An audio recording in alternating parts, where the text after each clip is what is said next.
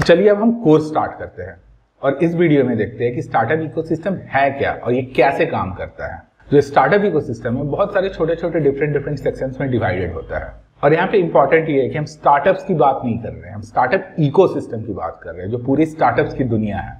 जो इन्वायरमेंट होता है इसको मैं कैसे बोलूँ, इसको ऐसे बोल सकते हैं कि इसमें स्टार्टअप पैदा लेता है और ग्रो करता है और हम उसी इन्वायरमेंट को स्टार्टअप इकोसिस्टम बोलते हैं। जो स्टार्टअप इकोसिस्टम होता है वो कंसिस्ट करता है यूनिवर्सिटीज, फंडिंग ऑर्गेनाइजेशन जैसे कि वीसी फर्म्स होती है, एंजल इन्वेस्टमेंट फर्म्स होती हैं, सपोर्ट ऑर्गेनाइजेशन जैसे कि incubators, accelerators, coworking spaces, research organisation जो कि मार्केट रिसर्च करते हैं आपके स्टार्टअप के लिए, सर्विस प्रोवाइडर्स जैसे कि लीगल, सीए, अकाउंटिंग, ये सब की सर्विसेज आपको प्रोवाइड करते हैं, एंड लार्ज कॉर्पोरेशन वो भी बहुत एक्टिवली इन्वॉल्व होते हैं स्टार्टअप इकोसिस्टम में। और अब तो इंडिया में गवर्नमेंट भी बहुत ज्यादा पार्टिसिपेट कर रही है स्टार्टअप इकोसिस्टम में। इसके अलावा जो मेन सेक्शंस होते हैं वो होते हैं startups at various stages, startup जो अलग अलग स्टेज पे होते हैं, एंटरप्रेन्योर्स जैसे कि फाउंडर मैं और आप, स्टार्टअप मेंटर्स जो कि स्टार्टअप को गाइड करते हैं, स्टार्टअप एडवाइजर जैसे कि मैं हूं, मैं स्टार्टअप्स को एडवाइज करता हूं कि स्टार्टअप अच्छी तरह से कैसे रेज करना है, अदर बिजनेस ओरिएंटेड पीपल जो डायरेक्टली और इनडायरेक्टली स्टार्टअप्स को सपोर्ट करते हैं,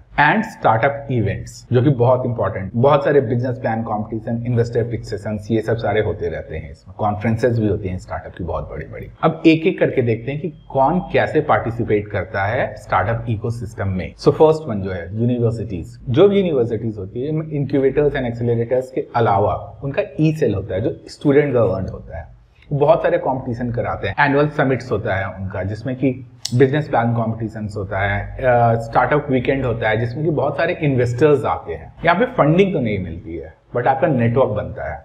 अगर आप इन इवेंट्स में पार्टिसिपेट कर रहे हैं तो आप इन्वेस्टर्स से डायरेक्टली बात कर सकते हैं। केवल इन्वेस्टर्स नहीं, आपको बहुत सारे एक्सपर्ट्स भी मिलते हैं यहाँ पे, आपको बहुत सारे मेंटर्स भी मिलते हैं यहाँ पे जो आपको आपके स्टार्टअप जर्नी में हेल्प करेंगे, आपको आगे लेके जाने में उनका बहुत बड़ा हाथ होता है। फिर यूनिवर्सिटी में इनोवेशन लैब्स होते हैं जहाँ पे स्टार्टअप अपने प्रोडक्ट्स पे काम कर सकते हैं। As per new government policy जो 2019 में लॉन्च हुआ है, सारे टेक्निकल यूनिवर्सिटीज में इंक्यूबेशन सेंटर्स बनाना जरूरी है और ये जो इंक्यूबेशन सेंटर्स होते हैं ये स्टार्टअप्स के ब्रीडिंग ग्राउंड होते हैं। यहाँ नए नए स्टार्टअप एग्जिस्टेंस में आते हैं और प्रोफेसर वो तो हमेशा से डोमेन एक्सपर्ट्स होते हैं जो आपको फ्री में मिलेंगे यहाँ पे। सेकंड वन, फंडिंग ऑर्गेनाइजेशंस जैसे कि नाम सजेस्ट करता है ये स्टार्टअप्स को फंड देते हैं। ये भी डिफरेंट तरह के होते हैं जैसे एंजल इन्वेस्टर्स हो गए, एंजल नेटवर्क्स होता है, वीसी वेंचर कैपिटलिस्ट फर्म्स होते हैं। अब तो बहुत सारे इन्वेस्टमेंट प्लेटफॉर्म्स भी आ गए हैं मार्केट में। इस सेक्शन के बारे में हम डिटेल्स में जाएंगे। जो हमारा फंड रेजिंग का सेक्शन है उसमें हम डिटेल्स में देखेंगे ये क्या करते हैं और कैसे करते हैं। जितनी भी फंडिंग एजेंसी और ऑर्गेनाइजेशन होते हैं इनका एक क्राइटेरिया होता है फंड करने का स्टार्टअप को, जिसको हम फंडिंग फिलॉसफी भी बोलते हैं,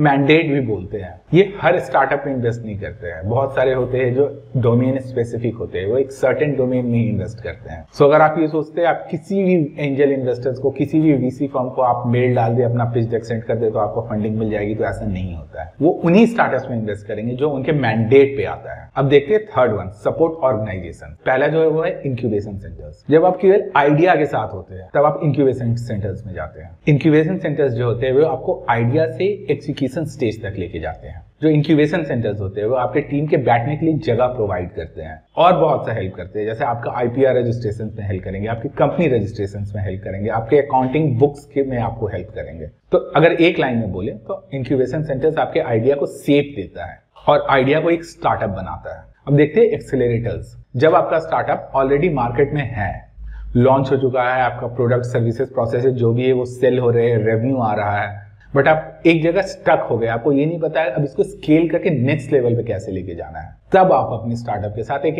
एक्सेलरेटर में जाते हैं। जैसा कि नेम सजेस्ट करता है ये आपकी जर्नी को एक्सेलरेट करता है। और एक्सेलरेटर की सबसे अच्छी बात ये होती है कि एक आपको एक ऐसा नेटवर्क देता है जहाँ पे इन्वेस्टर्स भी होते हैं, एक्सपर्ट्स भी होते हैं, मेंटर्स भी होते हैं, सारे उनके पास होते हैं। इवन उनके एक्सेलरेटर से निकले हुए बहुत सारे सक्सेसफुल फाउंडर्स भी होते हैं जो कि अच्छा नाम कर रहे हैं स्टार्टअप इकोसिस्टम में, और वो सारा नेटवर्क आपको फ्री में मिल जाता है एक्सेलरेटर्स में। बहुत इंटरनेशनल एक्सेलरेटर्स भी अब इंडिया में काम कर रहे हैं। वाई कॉम्बिनेटर का नाम तो हमने सुना ही, टेक्स्टार्स है, और बहुत सारे तो ऐसे भी एक्सेलरेटर है जैसे आप सेलेक्ट होंगे आपको एक फंड वो दे देते हैं जो कि एक अच्छा अमाउंट होता है जो आपको एक्सेलरेशन में हेल्प करता है। जब आपका एक्सेलरेशन प्रोग्राम एंड होता है तो डेमो डे होता है जिसको हम लोग डी डे भी बोलते हैं और डेथ डे बोलते हैं। यहाँ पे बहुत सारे इन्वेस्टर बैठे रहते हैं, आप उनके सामने पिच करते हैं।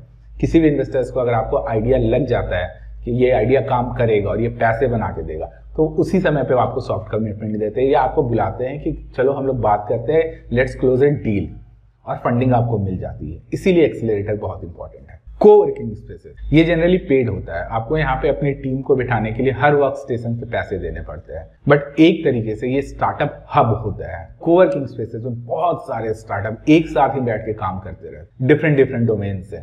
कुछ कोवर्किंग स्पेस तो यहाँ तक स्टार्टअप मेंटर्स एंड एक्सपर्ट्स को अपने रोल पे भी रखते हैं, वो उनको सैलरी देते हैं, एंड ये mentors and domain experts startups को हेल्प करते हैं डे टू डे बेसिस पे। और जनरली हर वीकेंड पे, हर सैटरडे संडे को इनका कोई ना कोई इवेंट स्टार्टअप का होता ही रहता है, जहाँ पे इन्वेस्टर्स आते हैं, मेंटर्स आते हैं, डोमेन एक्सपर्ट्स आते हैं, सक्सेसफुल फाउंडर्स आते हैं, जहाँ पे आपको डायरेक्ट उनसे मिलके बात करके इंटरैक्ट करने का मौका मिलता है। और ऐसे इवेंट्स में ही मैंने बहुत सारे फाउंडर्स से मिला हुआ हूँ, और आज के डेट में वो मेरे बहुत अच्छे दोस्त बने हुए हैं।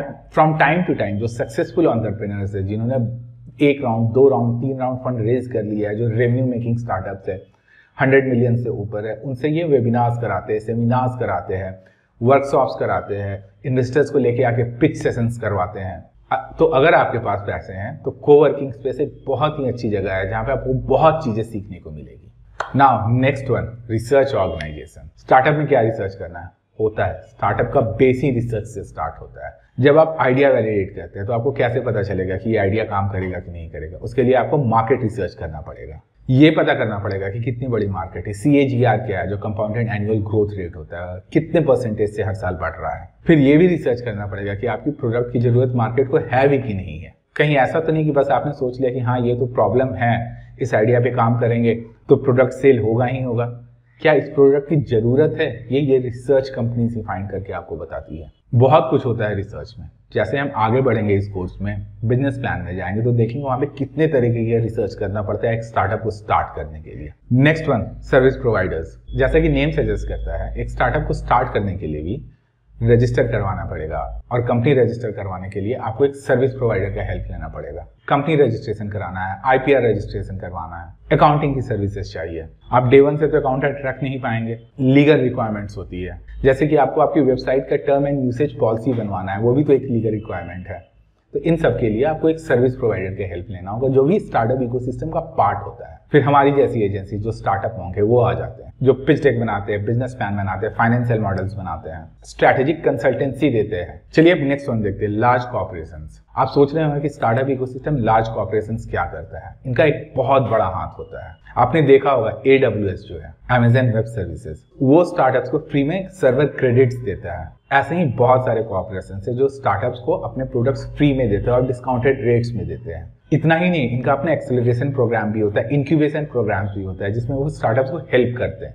उनको जब ये लगता है कि कोई भी स्टार्टअप है जो उनके बिजनेस के लिए फायदेमंद होगा, उस स्टार्टअप को वो अपने एक्सेलरेशन में ले लेते हैं और या इंक्यूबेशन में ले लेते हैं, फिर उनको नेक्स्ट लेवल तक लेके जाते हैं। एंड बहुत सारे कॉर्पोरेट तो फंडिंग प्रोवाइड करती है। The best example is Google.